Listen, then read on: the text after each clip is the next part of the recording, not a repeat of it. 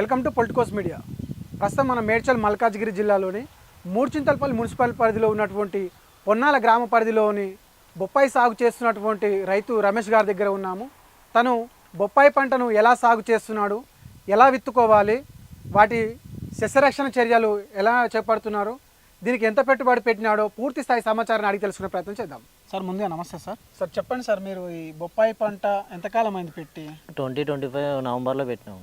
2025 నవంబర్లో పెట్టాము.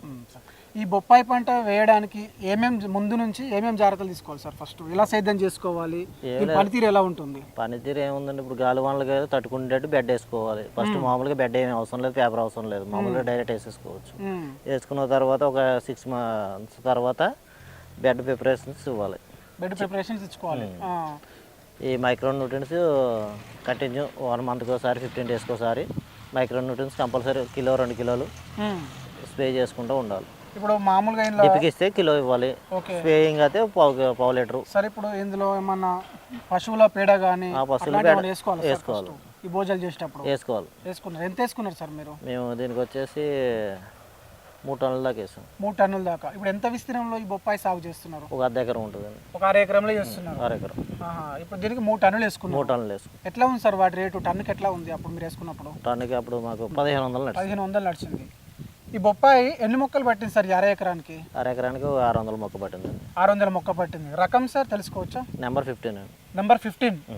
ఇప్పుడు ఈ విత్తనాలు పెట్టుకున్నారా, మీరు మొక్కలు తెచ్చి పెట్టుకున్నారా? డైరెక్ట్ నర్సరీ నుంచి మొక్కలే తెచ్చి పెట్టుకున్నాం. ఇప్పుడు దాదాపు కొందరు ఏం చేస్తున్నారు అంటే విత్తనాలు తీసుకెళ్లి నర్సరీ వాళ్ళకి ఇచ్చి ఆరంగా కూడా పెట్టుకోవచ్చు. వాటిలో ఇప్పుడు రెడ్ లేడీ ఉందండి, రెడ్ లేడీ అనుకోండి మనకి దొరుకుతున్నాయి. నెంబర్ 15 జర్మినేషన్ కొన్ని మేలు ఫీమేల్ సెపరేట్గా వస్తున్నాయి. మనం విత్తనాలు తెచ్చుకున్నాం కూడా ఎక్కువ ఫీమేల్ వస్తున్నాయి, మేల్ రావట్లేదు. ఫీమేల్కి మేల్కి ఇది పోచెట్లు ఎక్కువ వస్తున్నాయని చెప్పేసి ఇది పెట్టుకోవడం. ఓకే. ఇంతకుముందుకి ఏం చేసి బొప్పాయి ఎప్పుడైనా పెట్టినారా సార్? ఇంతకుముందు పెట్టామండి, ఒక 2 years బ్యాక్ పెట్టినాం. అప్పుడే రకం పెట్టారు సార్? అప్పుడు రెడ్ లేడీ పెట్టామండి. రెడ్ లైట్ పెట్టారు. Red lady. రెడ్ లేడీ ఏమవుతుందంటే కింద నుంచి కాపు ఉంటుంది కానీ వైరస్ తట్టుకుంటలేదండి. వైరస్ కు తట్టుకోదు. ఇది వైరస్ కి ఎట్లా? ఇది వైరస్ కి లైట్ గా తట్టుకుంటుందండి. 50-50 ఛాన్సెస్. 50-50 ఛాన్సెస్ ఉంటాయి. సరే, ఇప్పుడు ఈ బొప్పాయి ఈ రెడ్ లేడీలో ఏమవుతుందంటే మనం మెయింటెనెన్స్ కుదరలేదు అనుకోండి, ఎక్కువ రోజులు కాపు రావట్లేదు. ఈ నెంబర్ 15లో ఒక 4 రోజులు అటు ఇటైనా మందు స్ప్రేయింగ్ తేడా ఉన్నా కానీ ఇబ్బంది ఉండట్లేదు. దాని గురించి బాగానే ఉంటుంది. ఇప్పుడు ఈ బొప్పాయి మొక్క యొక్క జీవితకాలం ఎంత వరకు ఉంటుంది సార్ దాదాపుగా? మన మెయింటెనెన్స్ బాగుంటే 2 years వస్తుందండి. 2 years వస్తుందా? 2 years వస్తుంది. లేదు నార్మల్గా మనం పర్వాలేదు అంతర పంట కింద మనం ఏదన్నా పంట పెట్టుకున్నాం అనుకోండి 1 year ఉంటుంది. మినిమం స్ప్రేయింగ్ కూడా అవసరం లేదని ఆర్గానిక్ కూడా చేసుకోవచ్చు. స్ప్రేయింగ్ ఏమీ లేదు, మైక్రో న్యూట్రియన్స్ ఓన్లీ. డిప్కి ఇచ్చామనుకోండి ఒక 2 kilos ఇస్తే సరిపోతుంది. 2 కిలోలు డ్రిప్ కు ఇచ్చేయాలి వాటర్ ద్వారా. లేదంటే ఒక 6 monthsకి ఒకసారి బెడ్ ఎక్కేసుకుంటా ఏదైనా గడ్డి ఉంటే గడ్డి గ్రాస్ మొత్తం తీసేసుకోవాలి. ఇప్పుడు ఈ నర్సరీ నుంచి మొక్కలు తెచ్చుకున్నారు సార్, ఎంత పడ్డది ఒక్క మొక్క ధర? మాకు అప్పుడు వచ్చేసి 15 రూపాయలు పడిందండి. 15 రూపాయలకు ఒక మొక్క. ఇప్పుడు మొక్కకి వచ్చేసి 8 feet అండి. 8 feet. సాలుకు మధ్యలో సాలుకు అయితే 8 feet అండి. మొక్క 6 feet. మొక్కకు 6, సాలుకు 8. చిన్న మొక్కలు అప్పుడేమో తాటరు వెళ్ళిపోతుందండి, పెద్ద తాటరు 6 feet కల్టివేటర్ వెళ్తుంది. తర్వాత రాను ఏమవుతుందంటే ఈ చెట్లు పెద్దగా అయ్యేసరికి పెద్ద తాటరు వెళ్తుంది, మధ్యలో క్రాప్ ఉన్న టైంలో చిన్న తాటరు వెళ్తుంది. మినీ రోటర్వేటర్ కానీ ఏదన్నా అలాగని చెప్పేసి మనకి క్రాప్ వెళ్తున్న టైంలో రోటర్వేటర్ కొట్టకూడదు. ఏదన్నా ఉంటే గడ్డి చెక్కిపించుకోవాలి తప్ప మరీ గులదాన్ని ఇచ్చేసరికి ఏర్లు లూజ్ అయిపోయి గాలి వానలకి పడిపోతాయి, కూలిపోతాయి. ఇప్పుడు కూలీలు అవసరం ఉంటుందా సరే? కూలీలు అవసరం ఉంటుంది. కూలీలు అవసరం అంటే మనకి అంత ఇబ్బంది ఏమి ఉండదు. వేరే ఒక 2 ఎకరాలు ఏదైనా పంట పెట్టుకున్నాం అనుకోండి, దాంట్లో మనుషులు ఏదో 1 week ఒకసారి ఏదో ఒక గంట డిప్పులను చెక్ చేసుకోవటం, ఏదన్నా గ్రాస్ ఉంటే తీసుకోవటం గడ్డి అవి, అంతే తప్ప వేరే సెపరేట్గా దీనికి జీతకాలు అవసరం లేదు. సేలింగ్ కూడా ఎలా ఉంటుందంటే రన్నింగ్ మనకి వాళ్ళే వచ్చి కటింగ్ చేసుకుని పట్టుకెళ్ళిపోతారు. తీసుకుని వెళ్ళిపోతాం. మొన్నటి దాకా అంటే 12 rupees 15 rupees నడిచింది. 12 రూపాయల నుంచి 15 రూపాయల దాకా నడిచింది. ఇప్పుడు 20 rupees నడుస్తుందండి. 20 రూపాయలు నడుస్తుంది. సరే ఇప్పుడు ఇంకోటి ఏంటంటే ఇవి ఒక్కొక్కసారి 2 డేస్కి కటింగ్ వస్తుందండి, ఒక్కొక్కసారి 4 డేస్ పడుతుంది. 2 రోజులు పట్టవచ్చు, 4 రోజులు 4 రోజులు పట్టవచ్చు. తర్వాత వచ్చేసి ఒకవేళ లైట్ పట్టి ఉందనుకోండి, పట్టి కూడా తీసుకెళ్ళిపోతారు. కాయ ముగ్గవలసిన పని లేదు. కాయ ముగ్గు దాకా ఉంచుకున్నాం అనుకోండి, మనకు కాయ ఖరాబ్ అవుతుంది. లైట్ పట్టిగా ఇచ్చేసుకుంటే మనకు సేలింగ్ బాగుంటుంది. ఒక కాయ చెట్టుకు కాయ బరువు మినిమం ఎంత వచ్చినాక కట్ చేసుకోవాలి అట్లా ఏమైనా ఉంటుందా? అటువంటిది ఏముండదు. కలర్ బట్టి కలర్ మనకి 1/2 కిలో కాయ మనకు పండుతుంది అంటే దాన్ని బట్టి తీసేసుకోవచ్చు. ఓకే.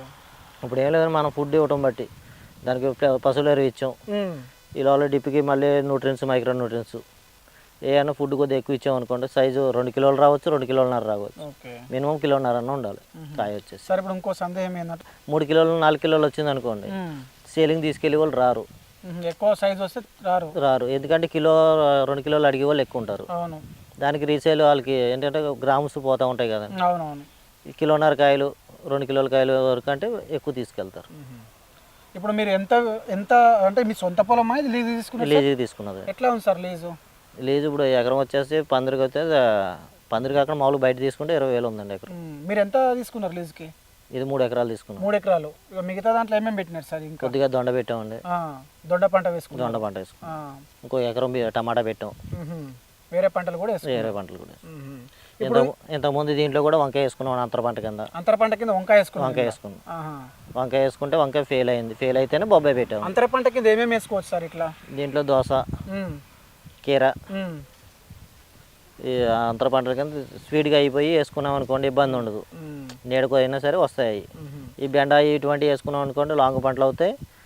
ఈ ట్రిప్స్ గిప్స్ ఉంటుంది, ఇబ్బంది అవుతూ ఉంటుంది. సార్ ఇంకోటి, ఇప్పుడు చెట్టు పెట్టినాక ఎన్ని రోజులకు ఖాతా అనేది స్టార్ట్ అవుతుంది, క్రాప్ అనేది స్టార్ట్ అవుతుంటుంది? క్రాప్ మీకు 6 మంత్స్ స్టార్ట్ అవుతుంది. 6 మంత్స్ స్టార్ట్ అవుతుంటుంది, మెల్లిమెల్లిగా 6 మంత్కి పూతా పిండి వస్తూ ఉంటుంది. 6 మంత్స్ నుంచి 9th మంత్స్ వచ్చేసరికి 9th మంత్స్ వచ్చేసరికి కాయ పండటం స్టార్ట్ అయిపోతుంది. ఇప్పుడు ఎలాంటి నేలలు అనుకూలిస్తాయి సార్ ఈ బొప్పాయికి? ఏ నెల అయినా పర్వాలేదు. ఎర్రరేగడి నెలలు అయితే బాగా పనిచేస్తాయండి. ఎర్రరేగడి నేలలు, ఈ నల్లరేగలు పనిచేయవా? నల్లరేగడి కూడా పనిచేస్తుంది, కానీ పటాస్ పాలు వేసుకోవాలండి. స్వీట్నెస్ రాదు కాయ. నల్లరేగడిలో పనిచేస్తుంది, కాకపోతే వాటర్ సోర్సెస్ ఎక్కువైపోయి కింద ఏరుకుళ్ళు రావటం, నీటి తేమ ఎక్కువైపోతే ఏరుకుళ్ళు రావటం ఉంటాయి. అందులో కూడా నడుస్తుంది, కానీ లాంగ్ ఉండదండి. ఈ ఎర్రరేగడి నెలలో అయితే కొంచెం ఎక్కువ ఉంటుంది. నీళ్ళు ఎట్లా ఇచ్చుకోవాలి సార్? 2 రోజులకు ఒకసారి ఇచ్చుకుంటారు? డైలీ ఇవ్వాలండి. డైలీ ఇవ్వాలి. ఏ సమయం ఇచ్చుకోవాలి? ఏ టైం అయినా ఇబ్బంది ఏమీ లేదు. మార్నింగ్ ఈవినింగ్ ఇచ్చుకుంటే మంచిది. మార్నింగ్ ఈవినింగ్ ఇచ్చుకుంటే ఇంకా మంచిది. ఇప్పుడు మీ ఎంతకాలం అయింది సార్ ఈ పంట పెట్టి? ఇప్పుడు ఈ పంట పెట్టి 1.5 year అవుతుంది. 1.5 year అవుతుంది. ఇంకెంత రావచ్చు అంటారు? ఇంకెంత వరకు దీని టైం ఎంత ఉండొచ్చు? ఇంకో 6 months రావచ్చు అండి. ఇంకా 6 months రావచ్చు. మన మెయింటెనెన్స్ బాగుండి 8 months దాకా ఉండొచ్చు, 1 year దాకా ఉండొచ్చు. ఏ గాలి దుమారాలు వచ్చి ఏమైనా ఉన్నాయి కూడా, సిట్లు హైట్ అయిపోయినాయి కదా, ఏమైనా తుఫాను వచ్చి ఏమైనా వర్షాలు వచ్చినా గాలి దుమారాలు చెట్లు ఇరిగిపోతాయి. సార్ ఇప్పుడు మొక్కలు నాటుకున్నప్పటి నుంచి ఇప్పటి వరకు మినిమంగా ఎంత పెట్టుబడి పెట్టినారు సార్ మీరు దీనిపైన? దీనిపైన ఇప్పుడు పెట్టిన కాడి నుంచి ఇప్పుడు దాకా 1 లక్ష రూపాయల దాకా అయిందండి. 1 లక్ష రూపాయలు పెట్టుబడి పెట్టినాం.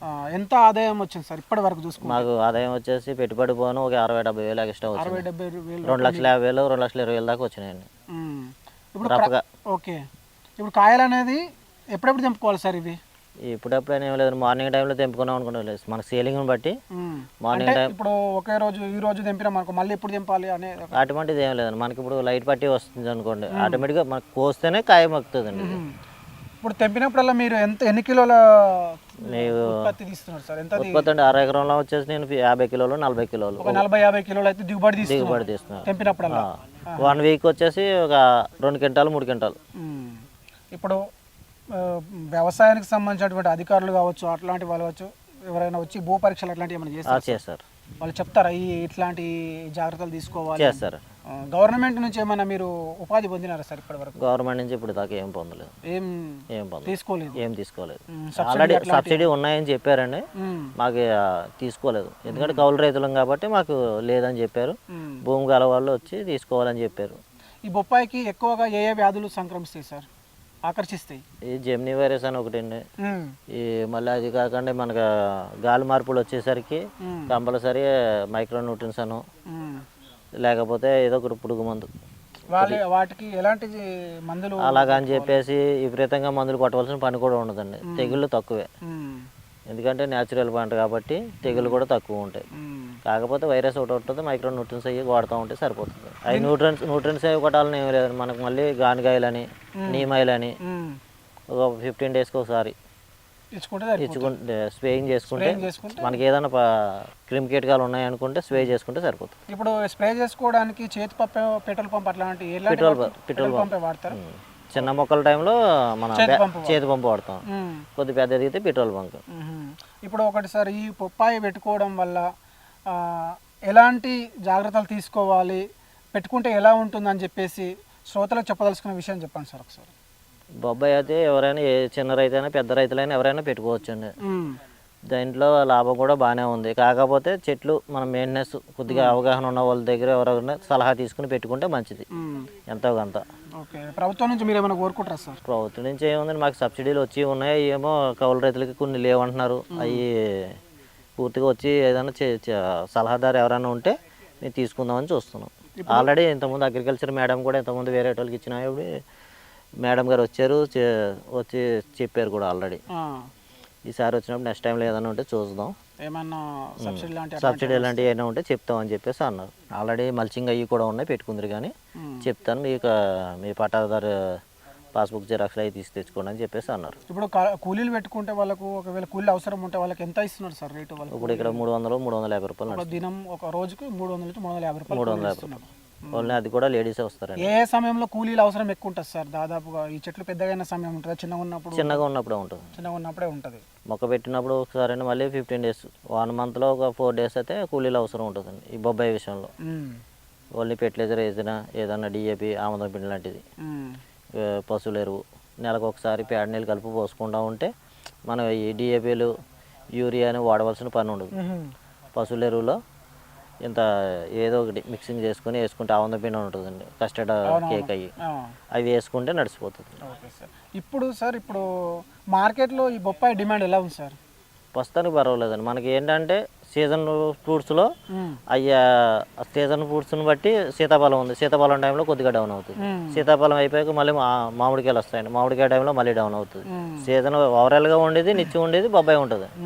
కాకపోతే సీజన్ ఫ్రూట్స్ని బట్టి అంగూరు టైంలో డౌన్ అవుతుంది, మళ్ళీ నెక్స్ట్ టైం ఇంకో వేరే వస్తాయి పంటలు, దాన్ని బట్టి డౌన్ అవుతూ ఉంటుంది. Okay sir.